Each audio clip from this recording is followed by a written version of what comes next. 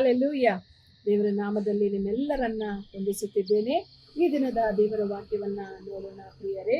ಕೀರ್ತನೆ 55:22 ವಾಕ್ಯ, ನಿನ್ನ ಚಿಂತಾಭಾರವನ್ನು ಯೆಹೋವನ ಮೇಲೆ ಹಾಕು, ಆತನು ನಿನ್ನನ್ನು ಉದ್ಧಾರ ಮಾಡುವನು, ನೀತಿವಂತನನ್ನು ಎಂದಿಗೂ ಕದಲಗೊಳಿಸನು.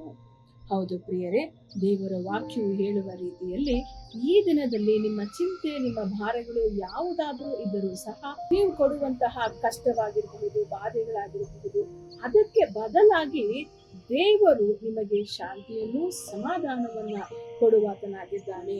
ಯಾಕಂದ್ರೆ ಮುಂದುವರಿಸಿ ದೇವರ ವಾಕ್ಯ ಈ ರೀತಿ ಹೇಳ್ತದೆ, ಆತನು ನಿನ್ನನ್ನು ಉದ್ಧಾರ ಮಾಡುವನು, ನೀತಿವಂತನನ್ನು ಎಂದಿಗೂ ಕದಲಗೊಳಿಸನು. ಹೌದು ಪ್ರಿಯರೇ, ದೇವರ ಮೇಲೆ ನಮ್ಮ ಚಿಂತಾ ಭಾರಗಳನ್ನು ಹಾಕುವಾಗ ನಮ್ಮ ದೇವರು ನಮ್ಮನ್ನು ಉದ್ಧಾರ ಮಾಡುವಾತನಾಗಿದ್ದಾನೆ ಮತ್ತು ನಮ್ಮನ್ನು ಎಂದಿಗೂ ಕೂಡ ಕದಲಗೊಳಿಸದೆ ಇರುವುದಕ್ಕೆ ನಮ್ಮನ್ನು ಕಾಪಾಡಿ ನಡೆಸುವಾತನಾಗಿದ್ದಾನೆ.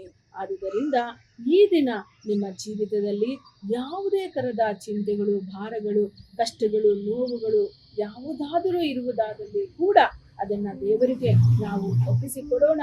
ದೇವರು ಒಳ್ಳೆಯ ಕಾರ್ಯವನ್ನ ನಮಗಾಗಿ ಮಾಡುವಂತವರಾಗಿದ್ದಾರೆ. ಪ್ರಾರ್ಥನೆ ಮಾಡೋಣ. ಸ್ತೋತ್ರ ಕರ್ತನೆ, ಅಪ್ಪ, ನಮ್ಮನ್ನು ಪ್ರೀತಿಸುವಂತಹ ದೇವರೇ, ನಿಮಗೆ ಸ್ತೋತ್ರ ಮಾಡುತ್ತಾ ಈ ದಿನದಲ್ಲಿ ನೀವು ನಮಗೆ ಕೊಟ್ಟಿರುವಂತಹ ವಾಗ್ದಾನದ ವಾಕ್ಯದ ಕರ್ತನೆ ಪರವಾಗಿ ಸ್ವಾಮಿ, ನಿನ್ನ ವಾಕ್ಯದಂತೆ ನಮ್ಮೆಲ್ಲರ ಜೀವಿತದಲ್ಲಿಯೂ ಯಾರೆಲ್ಲ ಕರ್ತನೆ ಅಪ್ಪ ಅವರ ಚಿಂತೆ ಭಾರಗಳನ್ನ, ಕಷ್ಟ ದುಃಖಗಳನ್ನ ನಿಮ್ಮ ಬಳಿಯಲ್ಲಿ ಕೊಡ್ತಿದ್ದಾರೋ ಅವರೆಲ್ಲರ ಜೀವಿತದಲ್ಲಿಯೂ ಯೇಸಪ್ಪ ಕರ್ತನೆ, ನಿನ್ನ ಒಂದು ಸಹಾಯ ಅವರಿಗೆ ಒದಗಿ ಬರಲಿ. ನಿನ್ನ ವಾಗ್ದಾನವು ಹೇಳುವ ಹಾಗೆ ಅವರನ್ನ ಕದಲಗೊಳಿಸದಂತೆ ಅವರನ್ನ ನೀನು ಉದ್ಧಾರ ಮಾಡಬೇಕಾಗಿ ಯೇಸುವಿನ ನಾಮದಲ್ಲಿ ಪ್ರಾರ್ಥಿಸಿ ಬೇಡಿಕೊಂಡಿದ್ದೇನೆ, ಜೀವವುಳ್ಳ ಕರ್ತನೆ.